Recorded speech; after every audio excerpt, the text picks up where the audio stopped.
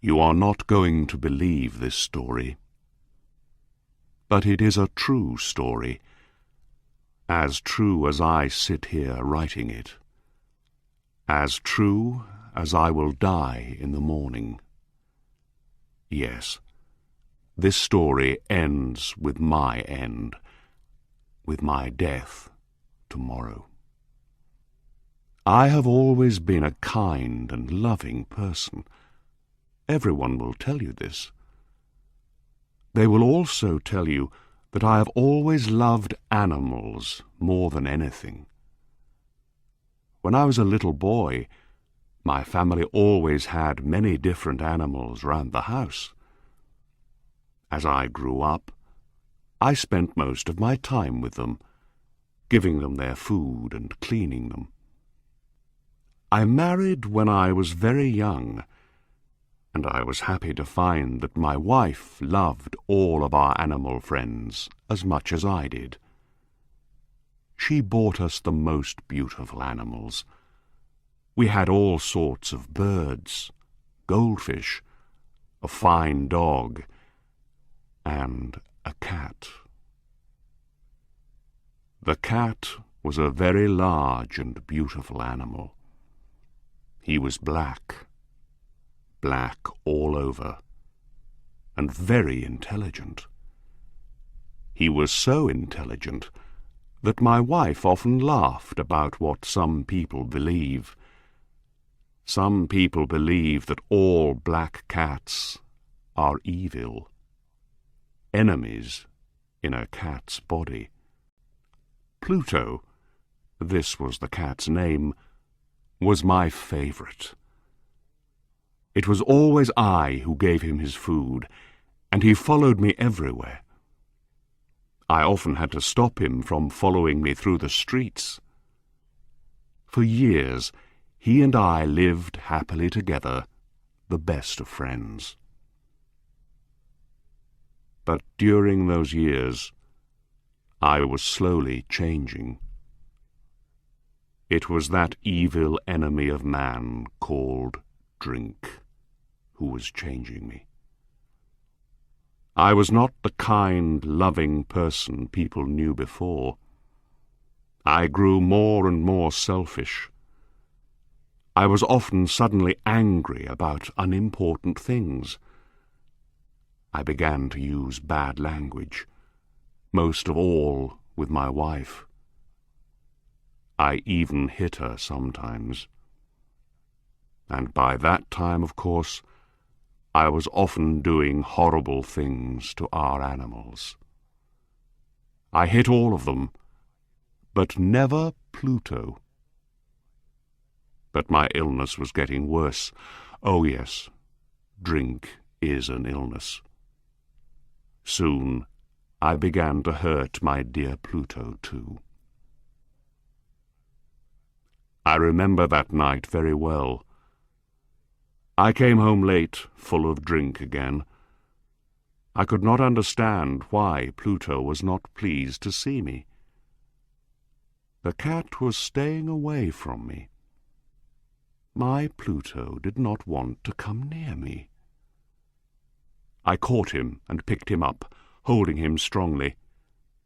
He was afraid of me, and bit my hand. Suddenly, I was not myself any more. Someone else was in my body, someone evil and mad with drink. I took my knife from my pocket, held the poor animal by its neck, and cut out one of its eyes. The next morning, my mind was full of pain and horror when I woke up. I was deeply sorry. I could not understand how I could do such an evil thing. But drink soon helped me to forget. Slowly the cat got better. Soon he felt no more pain. There was now only an ugly, dry hole where the eye once was. He began to go round the house as usual again. He never came near me now, of course, and he ran away when I went too close. I knew he didn't love me anymore. At first I was sad. Then, slowly, I started to feel angry. And I did another terrible thing. I had to do it. I could not stop myself. I did it with a terrible sadness in my heart, because I knew it was evil. And that was why I did it.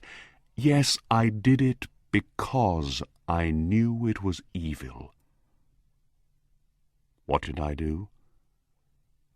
I caught the cat and hung him by his neck from a tree until he was dead. That night I woke up suddenly. My bed was on fire. I heard people outside shouting, "Fire! Fire!" Our house was burning. I, my wife, and our servant were lucky to escape. We stood and watched as the house burned down to the ground. There was nothing left of the building the next morning. All the walls fell down during the night, except one, a wall in the middle of the house.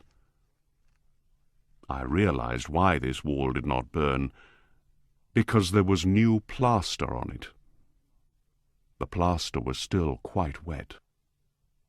I was surprised to see a crowd of people next to the wall. They were talking and seemed to be quite excited. I went closer and looked over their shoulders. I saw a black shape in the new white plaster. It was the shape of a large cat hanging by its neck. I looked at the shape with complete horror. Several minutes passed before I could think clearly again. I knew I had to try to think clearly. I had to know why it was there. I remembered hanging the cat in the garden of the house next door. During the fire, the garden was full of people. Probably someone cut the dead cat from the tree and threw it through the window to try and wake me. The falling walls pressed the animal's body into the fresh plaster. The cat burned completely, leaving the black shape in the new plaster. Yes, I was sure that was what happened. But I could not forget that black shape for months. I even saw it in my dreams. I began to feel sad about losing the animal, so I began to look for another one. I looked mostly in the poor parts of our town, where I went drinking. I searched for another black cat of the same size and type as Pluto. One night, as I sat in a dark and dirty drinking house, I noticed a black object on top of a cupboard near some bottles of wine. I was surprised when I saw it. I looked at those bottles a few minutes ago, I thought, and I'm sure that object was not there before. I got up and went to see what it was. I put my hand up, touched it, and found that it was a black cat. A very large one, as large as Pluto. He looked like Pluto, too, in every way but one. Pluto did not have a white hair anywhere on his body. This cat had a large white shape on his front. He got up when I touched him, and pressed the side of his head against my hand several times. He liked me. This was the animal I was looking for. He continued to be very friendly, and later, when I left, he followed me into the street. He came all the way home with me. We now had another house, and came inside. He immediately jumped up onto the most comfortable chair and went to sleep. He stayed with us, of course. He loved both of us, and very soon he became my wife's favorite animal. But as the weeks passed, I began to dislike the animal more and more. I do not know why, but I hated the way he loved me. Soon I began to hate him. But I was never unkind to him. Yes, I was very careful about that. I kept away from him because I remembered what I did to my poor Pluto. I also hated the animal because he only had one eye. I noticed this the morning after he came home with me. Of course, this only made my dear wife love him more. But the more I hated the cat, the more he seemed to love me. He followed me everywhere, getting under my feet all the time. When I sat down, he always sat under my chair. Often he tried to jump up on my knees. I wanted to murder him when he did this. But I did not. I stopped myself because I remembered Pluto, but also because I was afraid of the animal. How can I explain this fear? It was not really a fear of something evil, but then how else can I possibly describe it? Slowly, this strange fear grew into horror. Yes, horror. If I tell you why, you will not believe me. You will think I am mad. Several times, my wife took the cat and showed me the white shape on his chest. She said the shape was slowly changing. For a long time I did not believe her, but slowly, after many weeks, I began to see that she was right. The shape was changing. Its sides were becoming straighter and straighter. It was beginning to look more and more like an object. After a few more weeks, I saw what the shape was. It was impossible not to see. There on his front was the shape of an object I am almost too afraid to name. It was that terrible machine of pain and death. Yes, the gallows. I no longer knew the meaning of happiness or rest. During the day, the animal never left me. At night, he woke me up nearly every hour. I remember waking from terrible dreams and feeling him sitting next to my face, his heavy body pressing down on my heart. I was now a very different man. There was not the smallest piece of good left in me. I now had only evil thoughts. The darkest and the most evil thoughts. I hated everyone and everything, my dear wife, too. One day she came down into the cellar with me to cut some wood. We were now too poor to have a servant. Of course, the cat followed me down the stairs and nearly made me fall. This made me so angry that I took the axe and tried to cut the animal in two. But as I brought the axe down, my wife stopped my arm with her hand. This made me even more angry, and I pulled her hand away from my wrist, lifted the tool again, brought it down hard, and buried it in the top of her head.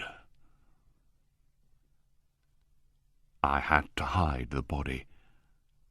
I knew I could not take it out of the house. The neighbors noticed everything. I thought of cutting it into pieces and burning it. I thought of burying it in the floor of the cellar. I thought of throwing it into the river at the end of the garden. I thought of putting it into a wooden box and taking it out of the house that way. In the end, I decided to hide the body in one of the walls of the cellar. It was quite an old building near the river, so the walls of the cellar were quite wet and the plaster was soft. There was new plaster on one of the walls, and I knew that underneath it the wall was not very strong. I also knew that this wall was very thick. I could hide the body in the middle of it. It was not difficult. I took off some plaster, took out a few stones, and made a hole in the earth that filled the middle of the wall. I put my wife there, put back the stones, made some new plaster, and put it on the wall. Then I cleaned the floor and looked carefully round. Everything looked just as it did before. Nobody would ever know.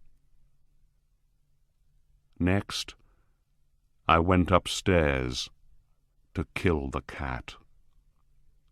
The animal was bringing me bad luck. I had to kill it. I searched everywhere, but I could not find him. I was sure it was because of my wife's murder. He was too clever to come near me now. I waited all evening, but I did not see the evil animal.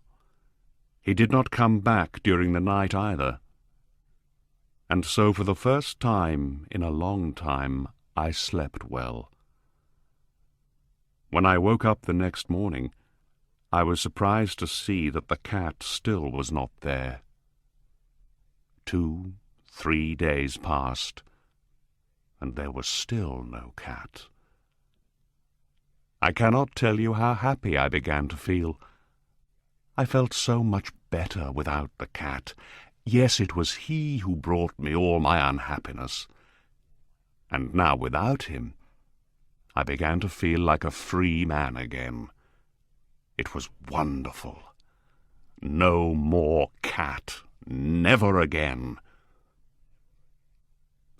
Several people came and asked about my wife, but I answered their questions easily. Then, on the 4th day, the police came. I was not worried when they searched the house. They asked me to come with them as they searched. They looked everywhere, several times. Then they went down into the cellar. I went down with them, of course. I was not a bit afraid. I walked calmly up and down, watching them search. They found nothing, of course, and soon they were ready to go. I was so happy that I could not stop talking as they went up the stairs. I did not really know what I was saying. "Good day to you all, dear sirs," I said. "Yes, this is a well-built old house, isn't it? Yes, a very well-built old house. These walls— Are you going, gentlemen? These walls are strong, aren't they?" I knocked hard on the part of the wall where my wife was. A voice came from inside the wall in answer to my knock.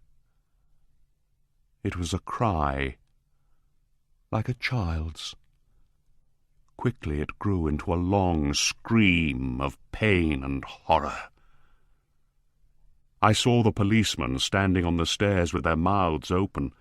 Suddenly they all ran down in a great hurry and began breaking down the wall. It fell quickly, and there was my wife standing inside. There she was, with dried blood all over her head, looking at them. And there was the cat, standing on her head, his red mouth wide open in a scream, and his one gold eye shining like fire. The clever animal. My wife was dead because of him, and now his evil voice was sending me to the gallows.